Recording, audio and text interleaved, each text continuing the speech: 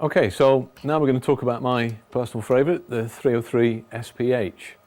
So this guy can do everything that the other two can do, but its main difference is it can be used for full spherical photography, full 360 by 360, all the way around, up to the ceiling, down to the floor, imaging. And it does that because we have an extra arm here that we can now adjust into any position we like to allow us to capture that full 360 shot. So obviously there's a few more bits here that we need to look at, and I'll talk now about how we actually assemble this and how we set it up for 360-degree photography. Okay, so what we're going to do is connect the camera to the unit, but first of all I need to just take this unit off from here, which is a little sliding plate. So we're now going to mount the camera onto the unit, so the first thing we need to do is connect the little sliding plate here, and I just connect that up to the tripod thread.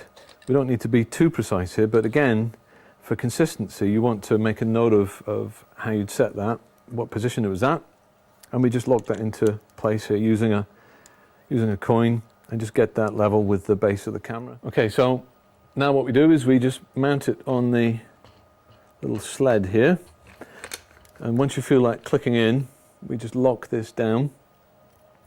And again, like the previous head, we just need to get this position so the lens here is running over the center of that arm.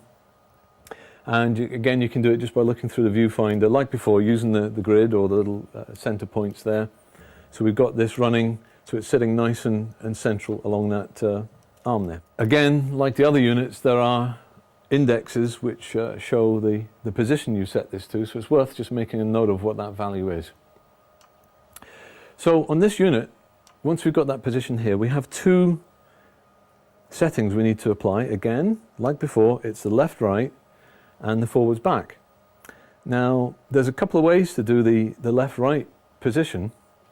One of them is an older technique that you can use, is if you just drop the camera down, if you then turn the unit around completely and spin it around, you should find that this lens here is sitting perfectly center in this unit and not moving at all.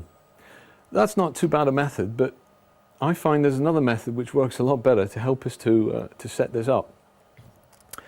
And what we do is we tilt the camera so it's now pointing straight down, and then it's simply a matter of looking through the viewfinder. And as you look through the viewfinder, every viewfinder has in the very center focusing point, there's a little dot there. And you just look through the viewfinder. We have a little pressure lever here which we just let off, and you can see right in the center of the rotator here is the little silvery screw that's the actual top of the rotation point. And looking through the viewfinder, you move this left and right until the very center spot of the focusing inside the viewfinder there, that little black dot is right over the center there. And once you've got that done, you lock it down. Some of the newer digital SLRs now are coming with live view viewfinders, and that's a really good feature for setting this up, because you could be looking through the big viewfinder, the big LCD screen, instead of the little teeny viewfinder here, and it really helps to set that up spot on.